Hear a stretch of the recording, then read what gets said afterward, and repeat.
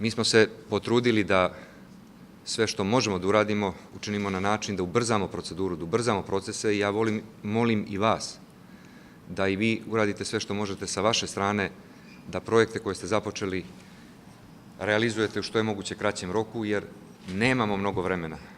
Nemojmo da se zanosimo time da će tako lako i tako brzo početi da dolaze sredstva iz Evropske unije mikro i malim poljoprivrednim proizvođačima. Moramo raditi na okrupnjivanju vaših posjeda i vaših imanja. I svrha Midas projekta je upravo to, da vam pruži podršku da u što kraćem roku polako dostižete sve veće i veće standarde. Meni je nekako ostalo čudno zbog čega mediji sa kojima tako dobro, intenzivno sarađujemo nisu prenijeli dvije zamolnice koje sam imao za sve vas. Jedna je da sve vaše ideje, nove ideje koje želite da saopštite, a odnose se na agrobudžet za narednu 2014. godinu, date u pismenoj formi do 30. septembra. I mi imamo namjeru da razmotrimo svaki pojedinačni predlog, kao što smo i do sada svakom pojedinačnom poljoprivrednom proizvođaču koji nam se obratio sa bilo kakvim zahtjevom poslali odgovor. Isto tako smatramo da je jako važno da makar neki od vas putuju van granica Crne Gore i vide kako i na koji način vaše kolege rade to što vi radite ili slične poslove u svojim državama. Pa vas molim i ovom prilikom da to 30. septembra ove godine date i sugestije i predloge za one sajmove koji su vama, u vašim poslovima koje radite, jako bitni. Dakle, nemojte da sada ministarstvo određuje stepen važnosti nekih poljoprivrednih sajmova. Vama su ti sajmovi važni zbog toga što tamo možete vidjeti koja je to nova mehanizacija, možete vidjeti koja su to nova znanja i iskustva koja se mogu steći i mi smatramo da treba podržati upravo male i srednje poljoprivredne proizvođače da što više budu prisutni na takvim sajmovima, ne bi li dobili nove ideje, uspostavili kontakte i otvorili eventualno prostor za svoje poslove. Dakle, poruka od mene vam je vrlo jasna. Jedna je što se tiče dinamike, da moramo raditi brže, a druga je da moramo intenzivnije razmenjivati informacije.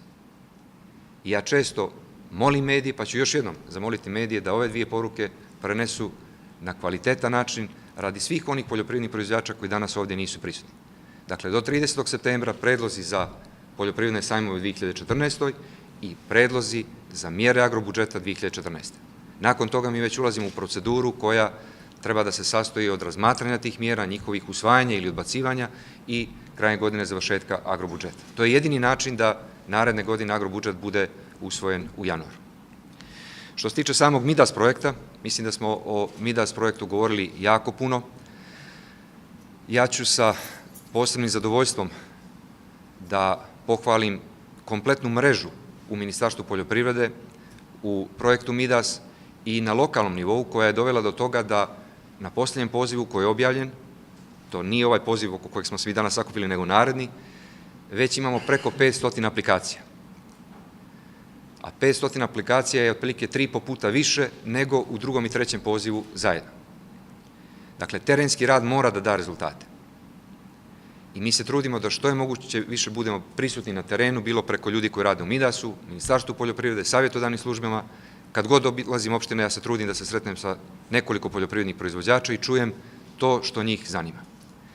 Dakle, već sada pripremamo 5. poziv Midasa i hoćemo i sa naše strane da ubrzamo dinamiku.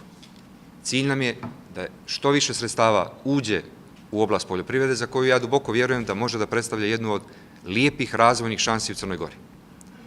Da li je to sada strateška grana ili ne, o tome će posvjedočiti mnogo bolje podaci nego naša sopstvena mišljenja, ali ako budemo radili ovako kako smo krenuli ovih 6 mjeseci, siguran sam da ćemo se izboriti da poljoprivreda bude strateška grana u Crnoj Gori.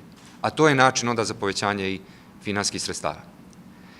Naša su očekivanja da će ove godine što od projekta Midas, što od sredstava koje vi imate, što od sredstava banaka, biti investirano između 7 i 7,5 miliona eura u crnogorsku poljoprivredu. A to po našem mišljenju nije malo i predstavlja lijepu osnovicu za dalje. Ali to treba dalje uvećavati i dalje treba ubrzavati dinamiku. Malo podataka. U okviru ovog poziva za grantove, zbog kojeg smo danas ovdje, primljeno ukupno 50 aplikacija, ukupne planirane vrijednosti investicija 670.000 eura. Od 50 pristiglih aplikacija odobravamo danas 23 projekta. Ukupno zbog 6 projekata koje smo imali od ranije, koje pridodajemo sa ova 23, danas potpisujemo 29 ugovora. Od toga podrška Midasa biće oko 250.000 eura. Nastavljamo dalje sa samim procesom i ono što je karakteristika ovog drugog i trećeg poziva jeste da je učešće Midasa u ukupnim sredstvima oko 60% za razliku od četvrtog poziva gdje je ono 50%. Ja vas neću sada mnogo opterećivati sa istorijom i sa svim onim podacima koji su odnosili na prethodne drugi i prvi poziv, nego ću više staviti akcenat na tip podrške koju ovdje želimo da pružimo.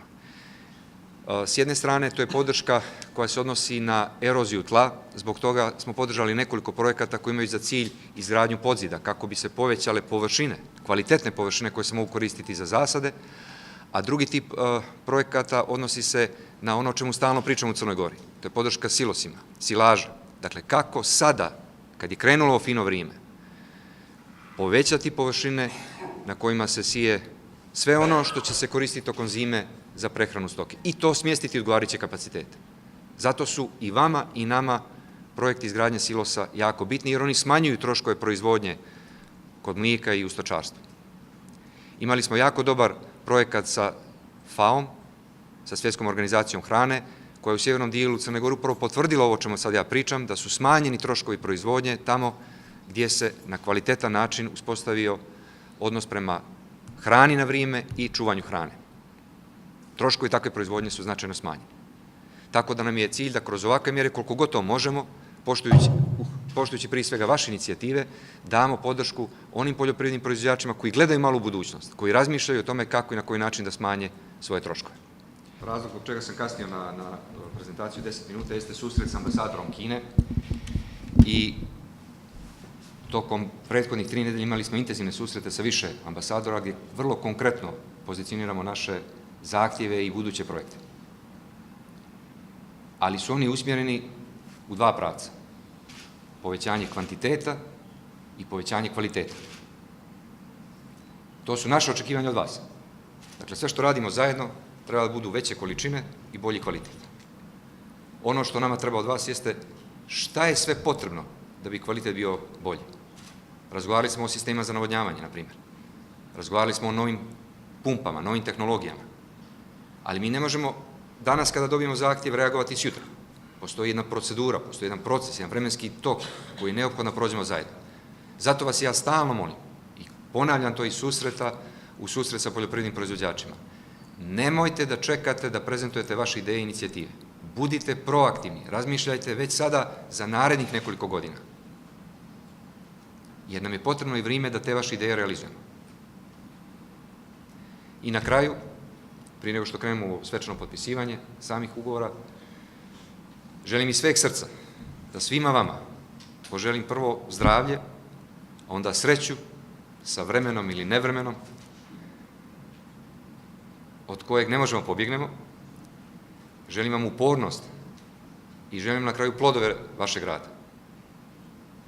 I nadam se da ćete biti iz godine u godinu sve bogatiji i da ćete znati da to bogatstvo čuvate pažljivo sa članovima vaše porodice.